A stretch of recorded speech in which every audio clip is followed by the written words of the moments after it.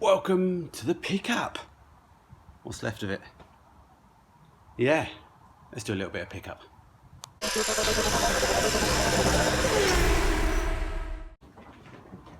Haven't really been down here much since the race car. Odds are I tried painting the floor, which I've only got halfway through. And my mates, I bought a load of spare parts off my mate, so they've turned up. And also he's given me his Mark 1 doors as well that he wants repairing as well, so I've got them down here as well. So I've got loads of cack down here. Pete Mates says he's just bought himself another mini clubman saloon, so wants to make space for that as well. So it's going to get a bit crowded down here. So I bought myself down. I had these anyway. You might have not have ever seen them, me using them. Straight edge, spirit level, and a tape measure. I haven't actually bought myself a pen or a pencil, but I'm going to attempt to try and make a little jig and see if we can see how far we get, and see if we can get this pickup at all on a jig anywhere. Oh, I thought I'd lost my load bed for a second, or it got taken, but I've just moved it down there. So yeah, let's crack on, and I'll update you in a minute. I haven't bought my tripod, so it's just going to be a case of hand cam, which everyone feels seasick for. So yeah, let's crack on. Oh, look at that. That's something you see on a professional show. So yeah, leveled it up off the ground, used a spirit level. Didn't quite weld the ends right, a bit silly, can you see that, odds and ends, but doesn't matter. I made sure the thing was squarish. The key thing is make sure things were level and also perpendicular, but in the end it will do. Well, we'll see what happens anyway. If the car crabs, the car crabs. The actually most important thing later on is actually when I mount the subframes on this, that they're square, to each other. So as long as they're square to each other, doesn't matter what shape the jig is. Obviously, if your jig's squarer, you can then measure off it, and it makes it a hell of a lot easier to line your subframes up. But yeah, but look at this welding, Nathan. Look at this. Look at that weld. Look at that. Look at that weld. Okay, it's not brilliant actually, but let's zoom back out. Well, noises. Got the front subframe sort of mounted. Made a bar for it to sit on. Thinking later on we'll put some adjustable bits on with threaded rod spaces, just so we can fine tune it. Once it's all mounted and sort of, we're ready to go. Oh, bloody motorbikes. Wow. After a couple of hours of faffing around by myself, we got it onto the jig.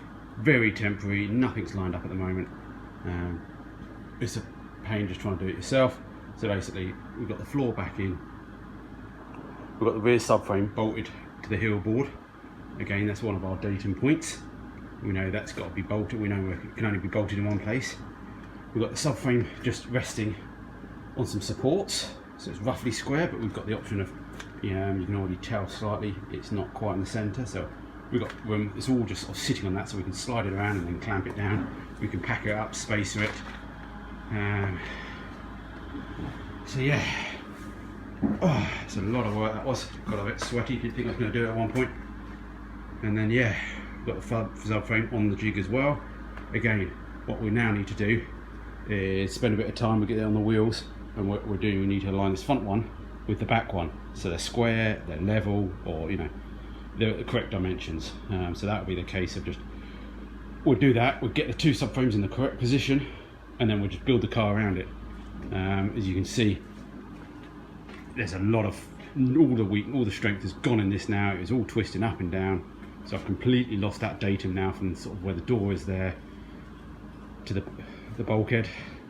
So we're going to have to make sure all that's back in. But as I said, the key thing is if we get the two subframes correctly dimensioned away from each other on the correct height, we just make everything else fit around it. What I'll do is obviously the floor shouldn't be too far out, but I'll use the floor as a guide for forward and backwards, the dimensions. If there's a couple of millimeters out, it doesn't matter too much there, but we'll measure from the back subframe to the front subframe, both sides, so they make sure they're square. And as I said, the other key thing is the height between the two subframes has got to be correct, and again, which we can all measure with a spirit level and a straight edge. So again, what I'll do is I might just pop some wheels on it, just so we can make some room, because as I said, Pete Mate wants to bring his clubman down that he's picked up, which he keeps saying, hey, do I want to use that as a giveaway car? I don't think I need to do a Mini as another giveaway car. Whew. Can't tell, but, well, I can tell. I think I smacked my head somewhere because I've got blood all over my sleeves now. So that's quite annoying as well. So I'm definitely going to deserve a beer after this. So let's try and pop some wheels on it. I bought some somewhere. And just see if we can get this rolling. We can push it back out the way and just forget about it for the moment. We're getting there. Next time we can come down, we can concentrate on just aligning all the subframes. You know, we've got a jig now which we can work off. Well, after a long afternoon, another cut. Oh, you can't even see that one. We've got the thing on some wheels. So we can move it about once we've had a bit of a clear up. And we're there. So I've got to call it for the night. But yeah, we're getting there. That's a hard job to do by yourself. So again, I'm not too fussed at the moment about subframe locations and accuracy. That can come next time. It's at least a nice slightly higher height now that we can work on it. Just randomly guessed that height by just cutting bits of metal, and that's just what it ended up. So we've got the two subframe bolts in, not tight, but obviously there's nothing supporting the bottom bulkhead yet. So it's going to be very critical to make sure that subframe is at the correct level, and that will define where the bottom bulkhead goes. So yeah, so the next thing will be to try and line up the rear subframe and front subframes, and then we can clear up the wheel arches, and then we can try and put the rear load bed in as well, just to see how that all fits. Bolt that to the rear subframe mounts as well, and we can make progress. Yeah, massacre. Pardon my language there. So anyway, yeah, it's nice. I just wanted it in here. I wanted to get it up because, you know, at any point then we can come down and tinker on it a little bit. This is some of the hard work done, so next time we can just spend some quality hours, just alignment, and going from there.